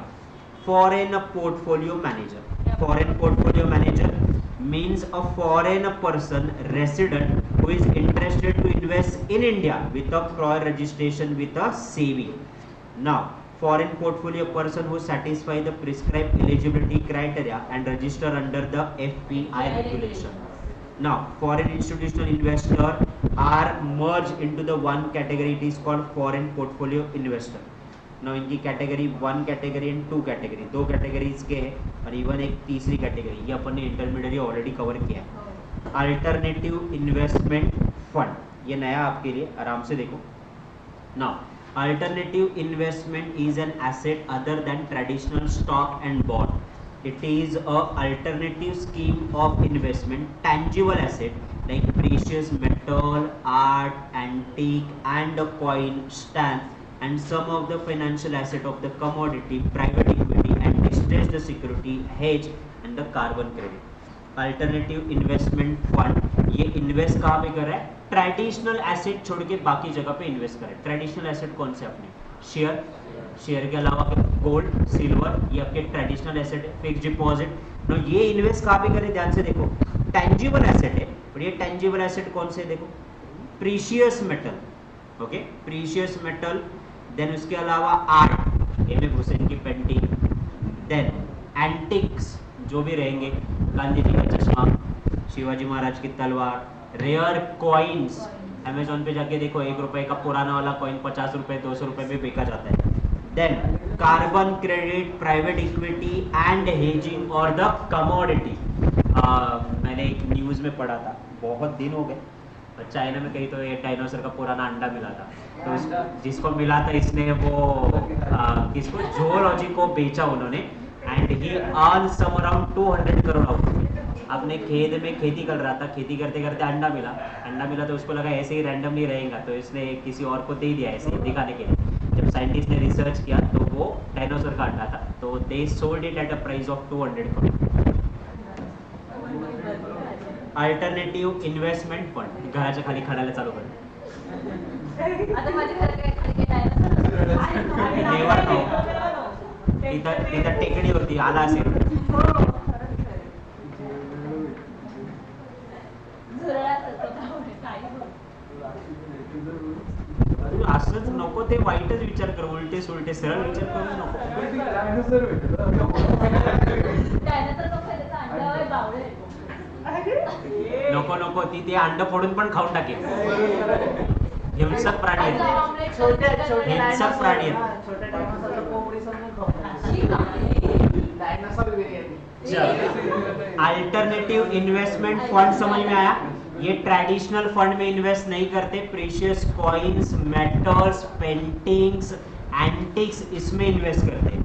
Now this is privately pooled investment vehicle that collect the fund from investor whether in India or foreign and investment policy into the benefit। और national geography पे या किस पे कोई वो show आता था जहाँ पे एंटिक्स ये खरीदते थे एट अ प्राइस, क्या शो करता, पॉन शो और समथिंग, पॉन स्टोर, तो पॉन स्टोर वो शो आता था, that is the thing. Then privately pool the fund, ये पब्लिक से प्राइवेटली पैसे पूल करते and invest into these antique and turn, और उससे रिटर्न कमा के देंगे। This is not covered under the SEBI. SEBI is about a security market, equity, share, debenture, तो इसमें मेटल, प्राइस, लिस्टिंग ये लिस्ट होता है क्या? नहीं, तो दिस इज आउट ऑफ। इसमें फैमिली ट्रस्ट, उसने जो बोला वो इंपॉर्टेंट था, उसमें कौन कवर है? फैमिली ट्रस्ट इन्वॉल्व है, ESOP ट्रस्ट है, एम्प्लॉय वेलफेयर है, या होल्डिंग कंपनीज है। तो इसका शॉर्ट नोट ध्यान से देखो, टाइम पास मत करो। ये ट्रेडिशनल में इन्वेस्ट नहीं करते, स्पेशल यानी प्रीशियस मेटल, एंटीज इसमें इन्वेस्ट करते हैं। नाउ ये सेबी रिकॉग्नाइज नहीं है और ये लोगों से पैसे कलेक्ट करते हैं और इसमें इन्वेस्ट करते हैं। इसमें फैमिली ट्रस्ट होगा, एम्प्लॉय स्टॉक ट्रस्ट होगा, एम्प्लॉय वेलफेयर होगा, या holding companies within the limit होगी, या fund manage by securitise company or any other pool fund. Done. Private equity, private equity shark tank वाले आपके, ये सारे प्राइवेट इक्विटी वाले जिन्होंने आपको प्राइवेटली फंडिंग किया हुआ है। तो an investor in the form of equity which is not listed. और शार्क में अश्नील ग्रोवर था ना, उसने एक चिप कंपनी खरीदी हुई है, चिप्स की, केले के चिप्स बनाने वाली, केले के चिप्स बनाने वाली फ्लेवर वाली कंपनी थी, अश्नील ग्रोवर ने खरीदी थी। उस कंपनी का फाइनेंशियल प्रॉफिट में बढ़ रहा हूँ, अश्नील ग्रोवर ने लेने के बाद 300% से कंपनी का प्रॉफिट बढ़ा है और वैल्यूएशन 600% से बढ़ा हुआ है। This is the value of branding. Ashneel Grover retail store का मार्केटिंग किंग है, उसका एटीट्यूड कैसे भी रहते, अपने काम में वो परफेक्ट है, कितने भी फ्रॉड किए हो बट अपने काम में वो परफेक्ट है। उसने उसका रिटेल मार्केट पूरा एस्टेब्लिश किया, केरला की चिप्स उसने अलग अलग फ्लेवर में इंट्रोड्यूस करके रिटेल मार्केट को सेट करके with in a 6 month 300% profit company उसने करा के दी। ये प्राइवेट इक्विटी का असर है। ये लिस्टेड थे क्या जब ये आए थे आपके पास फंडिंग मांगने? नहीं, all are unlisted, called as private equity. They are not listed in a public stock exchange. Private equity essentially to invest into the some asset like equity share and not publicly traded and traded with the intention for taking the private equity. Private equity consists of the capital of the investing. ये आपको capital देंगे, किसके लिए capital देंगे? ध्यान से देखो, company खरीदने के लिए, नई नई टेक्नोलॉजीज लाने के लिए, आपके बिजनेस को स्ट्रॉन्ग या वर्किंग कैपिटल प्रोवाइड करने के लिए ये आपके बिजनेस को लेते हैं। शार्क टैंक में जितने भी लोग आते थे उनको वही चाहिए था ना, बिजनेस एक्सपांड करना है, मार्केट को ग्रो करना है, कैपिटल चाहिए। This is complete example of private equity. इसका फायदा क्या है? Private equity investor gets provide the best value of the company share. Now ये लोग जो बिल्ड कर रहे थे ना, बाकी लोग जितने भी शार्क टैंक के लीडर्स थे, ये बिल्ड कर रहे थे ना, उनसे उनकी कंपनी की वैल्यू डिसाइड हो रही थी मार्केट में।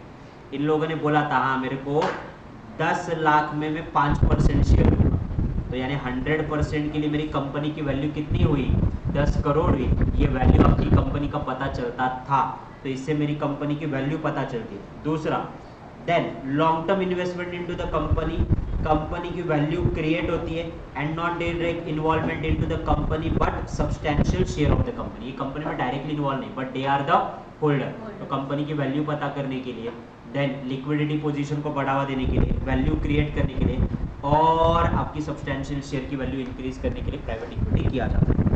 लीवरेज बायआउट, ये वन ऑफ द टाइप है, कर्जा करके आपको पैसे दिए जाते हैं। Combination of equity as well as loan, कुछ पैसे में लोन करके दूंगा, कुछ पैसे में इक्विटी करके दूंगा। Next one, angel fund, Tata, चुपचाप बैठो। Angel fund is what, lens card वाला जो है उसको टाटा ने फंडिंग किया हुआ था, that is a angel funding. क्या उसको इसका बिजनेस का आइडिया पसंद आया, he has provided with the finance. तो जो कोई इन्वेस्ट नहीं कर रहा था, मैंने इन्वेस्ट किया। Angel investor is also known as business angel. Informal investor, formal investor नहीं, इनफॉर्मल इन्वेस्टर है और अ प्राइवेट इन्वेस्टर है, is a wealthy investor who provide capital to business to start और to exchange the business into the ownership, that is called as a angel funding. Angel funding के कुछ rule है क्या, incorporated during the preceding 3 year of the investment, turnover 25 crore के कम होना चाहिए and not promoted by the sponsor. Angel funding कोई promoter या sponsor नहीं कर सकता है। दूसरा, आपकी कंपनी का टर्नओवर 25 करोड़ के नीचे होना चाहिए और कंपनी एस्टेब्लिश होकर 3 साल के ऊपर आपको नहीं हुई, 3 साल के अंदर की कंपनी है स्टार्टअप वाली कंपनी।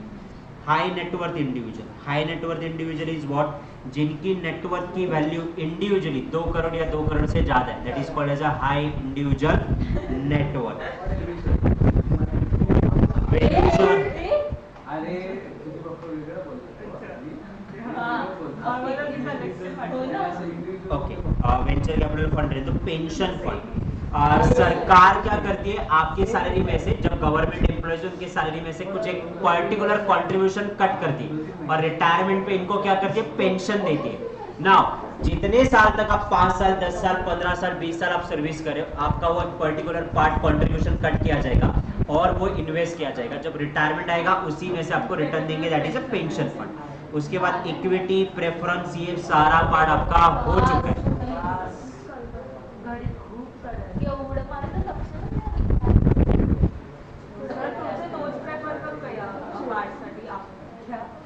हाँ सेम है, वो मॉड्यूल का लैंग्वेज और नोट्स का लैंग्वेज दोनों का सेम। उलट एक्झाम्पल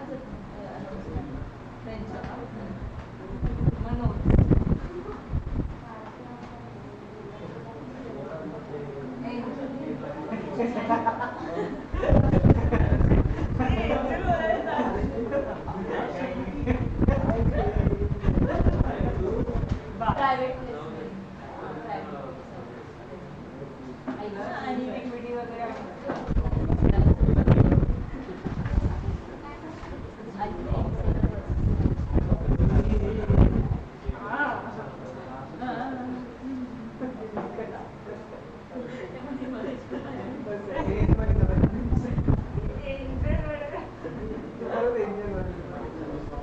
ये 5 का फोटो निकाल दो, वो 7 और ये 5, टोटल 12। ये 12 नोट रेडी रखो वरना तुम्हारे 12 बजे।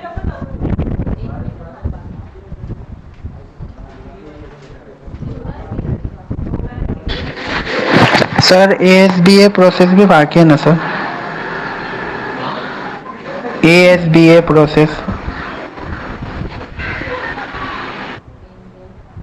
चैप्टर नंबर 3 में कवर हो, सॉरी चैप्टर नंबर 4 में कवर हो, कंप्लायंसेस।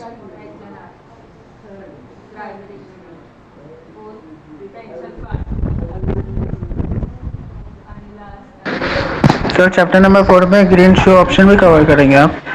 अलग से कवर करूंगा, ओके सर, करूंगा या फिर ओके सर।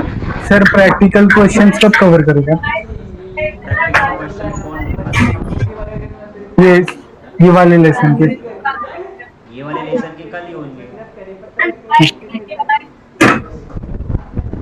सर थोड़ा डिटेल में ही लीजिएगा क्योंकि उसमें वीडियोस में था नहीं उसका कुछ भी। प्रैक्टिकल क्वेश्चन के लिए मेरे को अलग से सेशन लेना पड़ेगा, वो इसमें थियोरेटिकल में कवर नहीं कर सकते। म्यूचुअल फंड के जितने भी थे वो मैंने कवर करवाए।